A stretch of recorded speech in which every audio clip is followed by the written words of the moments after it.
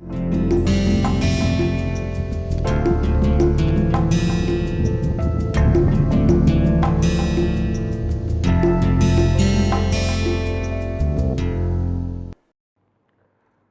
welcome to the second part of on-machine sensing in metal additive manufacturing.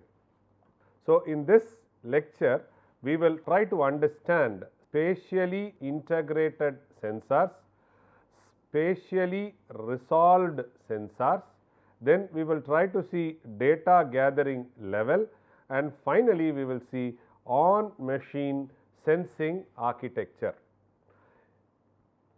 Spatially integrated sensors. Spatially integrated sensors are pyrometers. So, if you see a pyrometer, this is the hot body. This hot body emits radiation, passes through a lens which gets focused onto a black body or a temperature detector. Then from here we will try to measure the variation in voltage that in turn will be calibrated with respect to temperature. So, spatially integrated sensors are pyrometers, one of the examples. These are non-contact instruments that measure the radiance of an object and if properly calibrated its temperature. So, we would like to use this pyrometer for measurement and it will already have a inbuilt calibration undergone such that it measures and tells us the temperature. Today you get all sorts of pyrometers, infrared pyrometers, which is used to measure the temperature for a given spot. It can be used in the railway stations. You would have seen the attender going across and measuring the temperature of the wheel. Sometimes they measure the temperature of the spring. They used to measure it and then they used to find out if there is any deviations and other things. It can be used for that. It can also be used for while grinding, they wanted to measure the temperature, that also can be done. But all these things are okay if you want to try to take one value. But if you want to take value with respect to time and there is a dynamic change happening, then pyrometer has to be used with a word of caution. It uses a photodiode. This photodiode converts the incoming electromagnetic radiation into an electrical current signal which is proportional to the radiation intensity. What was earlier thought of like a temperature detector, today we are trying to integrate a photodiode. Photodiode are where the light falls on it. On the falling of the light, it tries to generate an millivolt or volt, whatever it is, the voltage, and this voltage is already pre-calibrated to the required measurement. So, radiation intensity can be measured through photodiode. If we use a temperature detector and which measures only static value, sometimes as I told in the previous lecture, it gets saturated. What is saturation? It reaches a maximum value and then it freezes. So, henceforth it displays the same temperature all through the life. So, then you should take it little cautious. Why is the temperature not varying? So, either you switch on and switch off the system or try to refocus it and do it on any other system.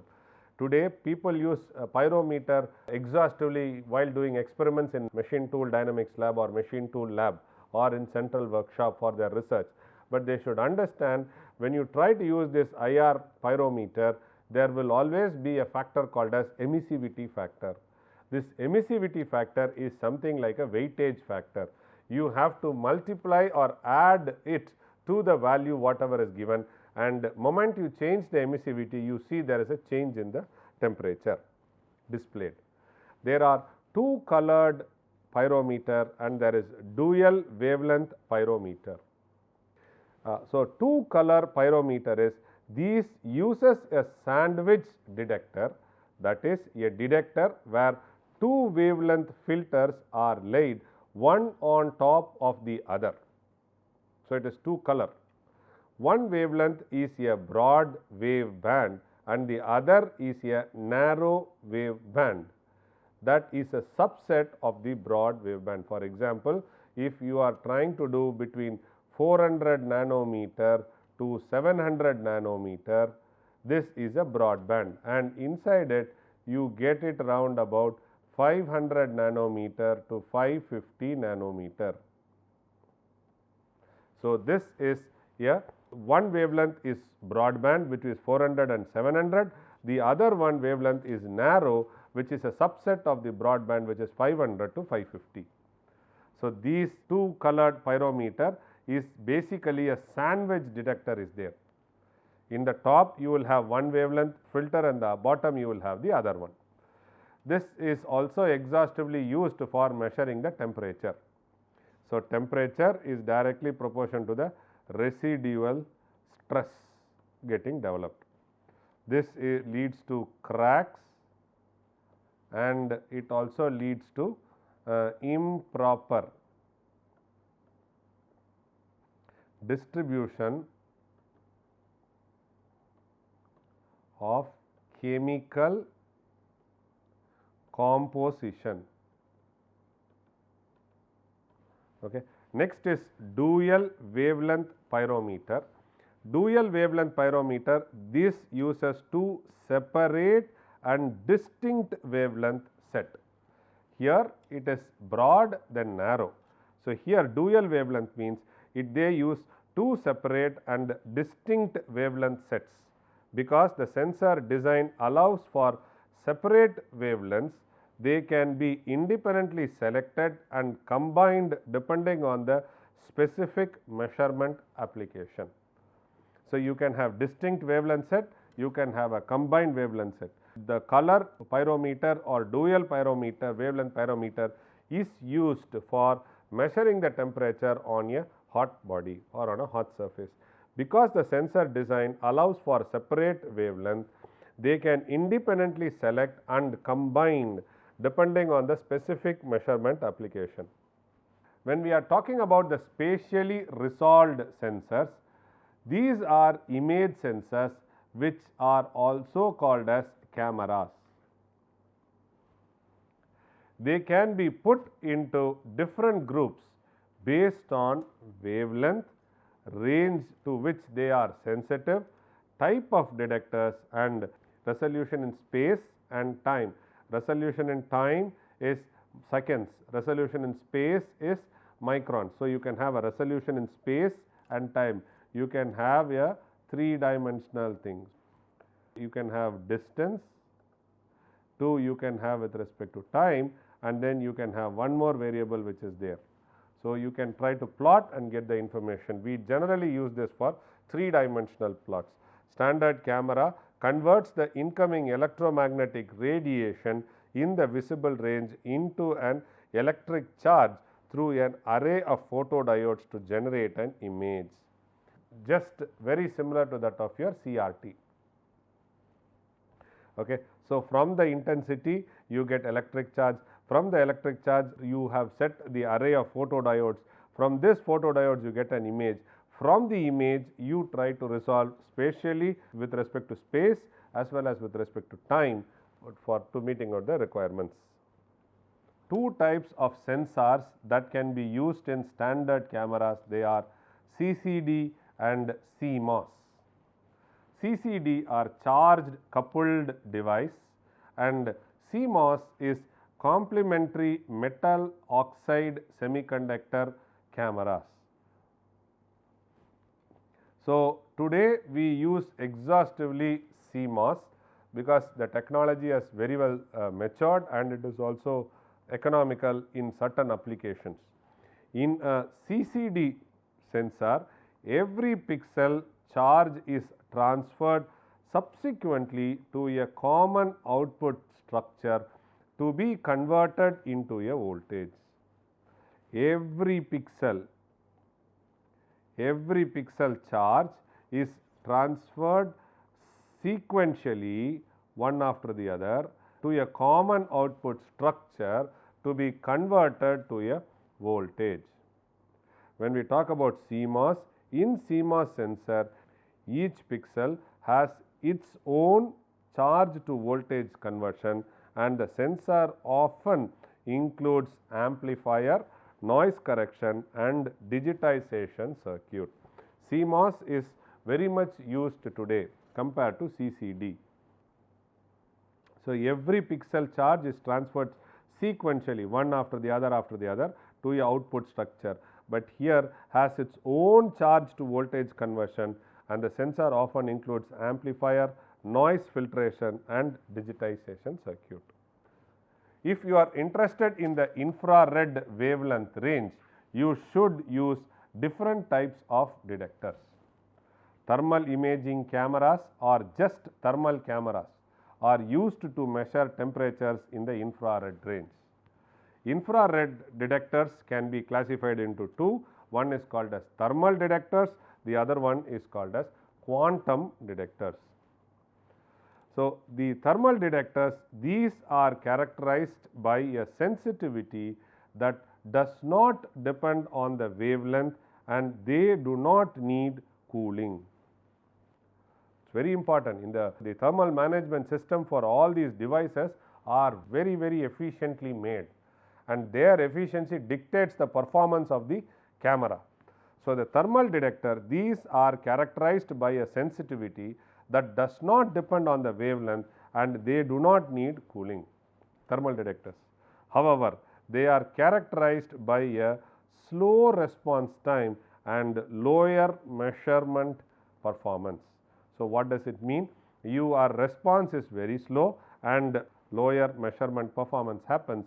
So, because of this, you always try to get a average temperature through these detectors. When we are working on quantum detectors, this allows a fast response with high measurement performance, but their sensitivity depends on the wavelength. Quantum detectors also needs cooling. So, here quantum detectors, it needs a cooling system, so it is bulky. Okay, and the response is extremely high, fast or high, whatever it is. When we talk about this thermal detectors, it no cooling, so it is not bulky. Second thing is response is slow.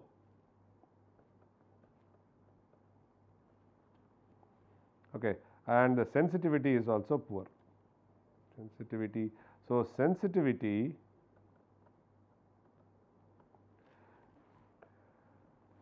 is not dependent on the wavelength. Okay. This is very important, you should know when we try to do it. So, here we are trying to compare the output signals with the various spatial integrated sensors, integral signals and spatially resolved sensor images. Data gathering level, it is main level is 3. So, it is level 1 and level 2. So, it is simple, it is heavy. Sensing architecture is mainly coaxial. Here it is both coaxial and off axial. The wavelength from visible to long wavelength infrared you can measure. Here from visible to long wavelength infrared you can do it here. Spatial resolution is nil from tens of microns to pixel by pixel in case of higher spatial resolution imaging and limited field of view to hundreds of micrometer per pixel for high speed video imaging. So, this is used for high speed video imaging. Then sampling frequency is up to 50 hertz. Here we talk about 1 kilohertz to 10 kilohertz. So, you can see lot of events happening. So, you can try to get a width, that is why it is trying to take lot of events in a compressed time. So, it can be used for high speed video imaging. So, the field of view very low for most common application. Melt pool monitoring for example is about 0.5 to 0.5 you can do, which is a very small way. So, 0.5 millimeter to 0.5 millimeter, something like this. This is 5. So, 0.5 millimeter to 0.5 millimeter. So, this will be the field of view you can do. Here larger or equal to a build area for powder bed fusion, that is level 1, smaller than build area from track level monitoring is level 2. So, these two it can do. So, this will be for level 3, basically field of view. Level 3 and level 2 is nothing but 0.5 into 0.5. So, here it is going to be a track level monitoring. So, it is used for powder bed fusion, PBF, build area. So, it can try to do large areas also, right. So, it build area. So, this is a thermal imaging of MAM when you see it in real use. So, this is a laser which goes down and one layer of information, and in that one layer of information melting is happening. So, you are trying to use a thermal imaging camera and try to take a temperature. So, here this is hot, this is hotter, okay. And while it is doing it, you see here what is the influence. It is also trying to create a temperature high here. This is below the bed. So, you can see here, you take such images, and then now if you have a highly computation thing, you can try to draw straight line and then try to find out what is your layer thickness. This you can make, and you can also see in the table also where does the temperature goes very high. By this photo you can try to see what is the layer thickness. Does it heat only one layer? Does it pass through several layers? Is there a stitching between the layers happening? What happens while building itself? What happens to the shrinkage? Does it try to create any pore or not? So, all these things will be there. Suppose if there is any pore which is getting formed. So, in this itself you can see there will be a change in temperature profile. Once you have done spectroscopy,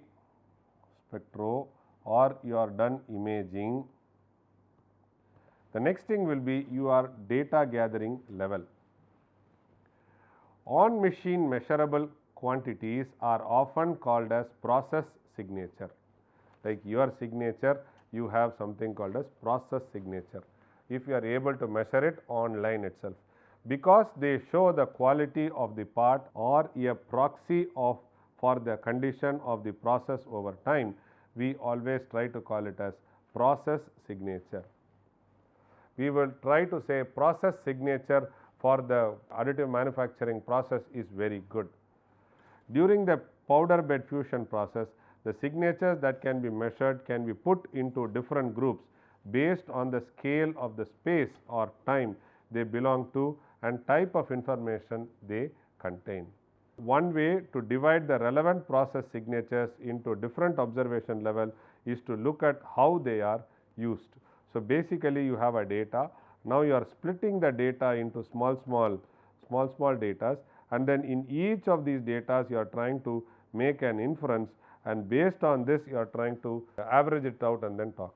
One way to divide the relevant process signature into different observation levels is to look at how they can be used. So, this is level 0. Level 0 means signals from sensors embedded into an AM machine, chamber control, automation, they are all level 0 information. When we talk about level 1 information, it talks about powder bed and printed slice. Powder bed inhomogeneity, geometrical distortion and surface patterns are seen in level 1.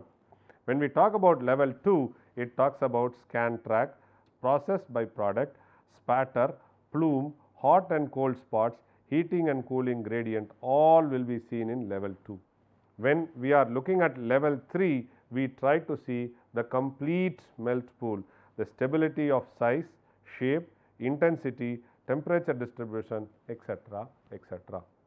So, when we go back to the graph of spatial integrated sensors, integral sensors, here you see level 3. So, what is level 3 information? Level 3 information means it talks about the complete melt pool, stability of size, shape, intensity, temperature distribution.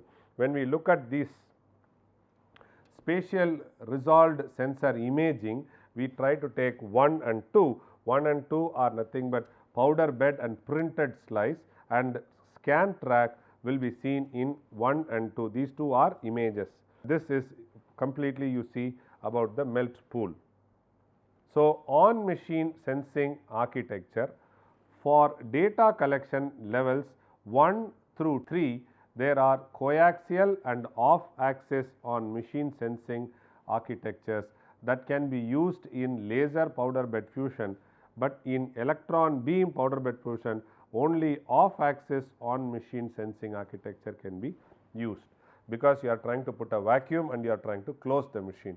A coaxial architecture, the sensor measures the signature, process signature. Sensors measure the signature of interest by using optical path of the laser.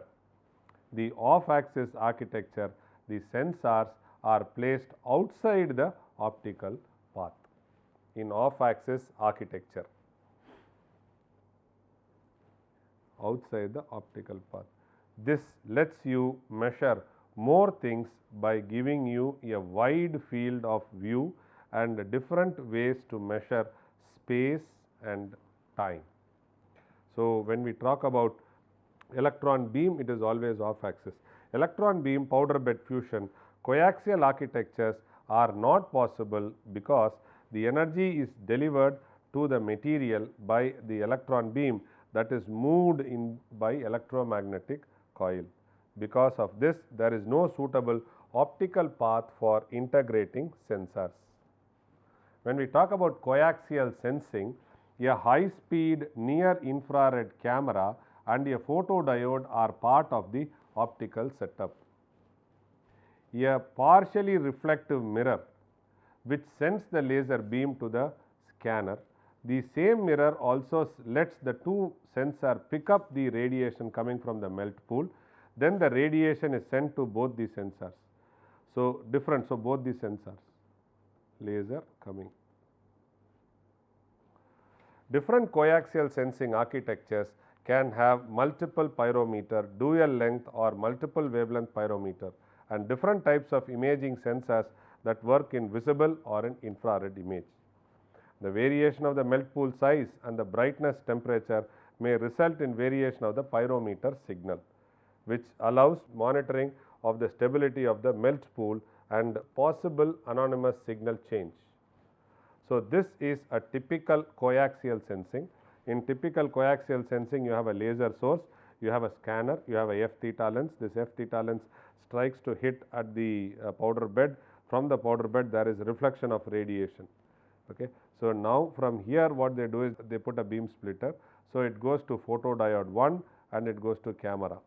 So, now by this combination rebuilt, it generates a fringe patterns. Now, they count the fringe patterns and convert it into some signals. So, you have a photodiode sensor and you have a camera sensor. Camera tries to measure with spatial resolution high as well as spatial time. When we talk about this coaxial sensing, melt pool imaging with spatially resolved sensor delivers additional information including pool size, pool shape, brightness and temperature mapping. Richer information is normally acquired at the expense of sampling frequency. Moment you have a higher sampling frequency, you have lot of information. Lot of information means lot of data. This data has to be processed. So, that is where is the difficulty. However, high speed video imaging paired with a compromise between the field of view and spatial resolution permits the sampling rate to be from 10 kilohertz in most coaxial systems. If the scanning speed is 100 millimeter per second, a sampling frequency of 10 kilohertz yield two successive images of the melt pool spaced apart by 100 microns along the sampling route, which corresponds to the size of the melt pool, resulting in limited data subsample losses. So, this is very important information. You should be careful while using it. So, here it talks about melt pool size, shape, brightness and temperature mapping. So, here it talks about the melt pool. So, you can use the F theta lens. So, here you have a semi permeable mirror. So, the light hits and the light transfers here. So, you have a beam splitter which is there. So, the beam splitter splits the light to the camera as well as, and then it comes back and then it gets reconstructed. So, this is all coaxial. Next, let us go to off-axial sensing. Off-axial sensing can be used in both laser powder bed fusion and electron beam powder bed fusion. During the scanning of each track, after the scan of a whole layer or both commencing the process in the current layer after the powder bed has been deposited. It can be used in both this and this scanning of each track after the scanning of a whole layer. So, here in the current layer it is done. The later two layers require a single image following powder bed deposition on layer scan. Measuring process signature. While the slice melts and solidifies requires capturing rapid phenomena and transient occurrence as a beam scans and tracks. To improve signal quality, a compromise is being made between the spatial resolution, field of view, scanning frequency. So, the powder bed before and after the laser bed scanning visual range camera are used for doing it. The field of view is very large when we try to use off-axis sensing than or equivalent to the build area, but the perceptive image distortion correction is also made. One or a limited number of photos are recorded at the end of each layer, but the spatial resolution should be as high as possible to get information in pixel level. So, this is called as the off-axial sensing. In off-axial sensing, you will have a camera, you will have a laser scanner. This laser scanner beam passes through it. You have a base table. So, then you have one camera top view, and then you have this is front view, this is top view, and then you have a camera here. So, you try to take the image from here front view, from top view, and then you try to reconstruct the image and get it done.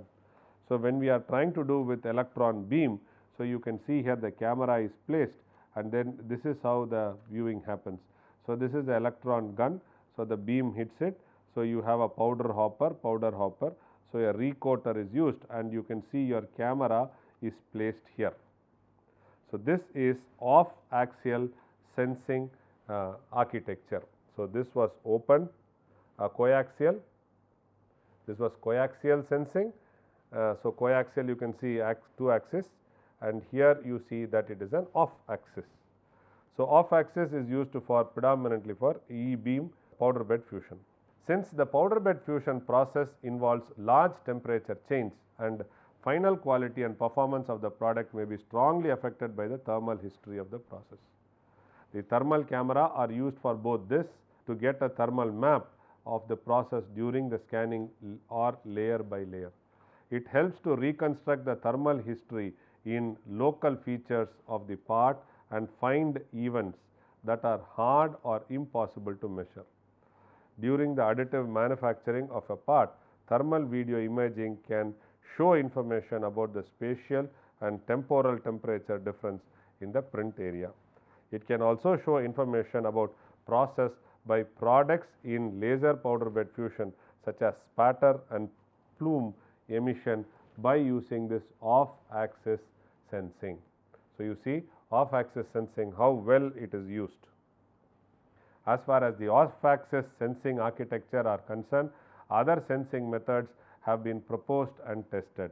Rather than measuring an electromagnetic radiation emission by means of pyrometer and image sensing, other quantities can be measured during the powder bed fusion process. This include high frequency elastic energy release produced by the formation of microcracks, delamination and detachment from the support. So, this is powder bed imaging in laser powder bed fusion. You can see a recoater error, this is a recoater error, and you can see here super evaluating edges in critical features, overhang acute corners. High speed video imaging system acquiring frames. So, you can see 10, 20, 30, this is the frame increase and it can go keep increasing. This is the first 10 frames, then when it is 20, then you can see at 110 how is it, 150, then you see at 240, then you look at 310, then 320 frames per second. So, the example of video frame acquired by means of axis high speed camera in the visible range in an laser powder bed fusion is shown here. So, this can be used for sensing or for measuring or imaging and then understanding the output. So, points to ponder in this lecture, what did we go through? We went and understand the state, the sensing machine and related terminologies are basic principle of on machine sensing and factors, spatial integration sensor and spatially resolved sensors, levels of data gathering level 0, level 1, level 2, level 3 and different types of machine architecture of coaxial and off axial machine architecture we saw. Google and list the errors detected by spatial integrated sensors and spatially resolved sensors. This will be assignment number 1, and assignment number 2 will be provide solutions to errors by selecting suitable post processing method. By looking into the error, you are supposed to suggest a post processing method. With that, I thank you very much for your patient hearing in this lecture.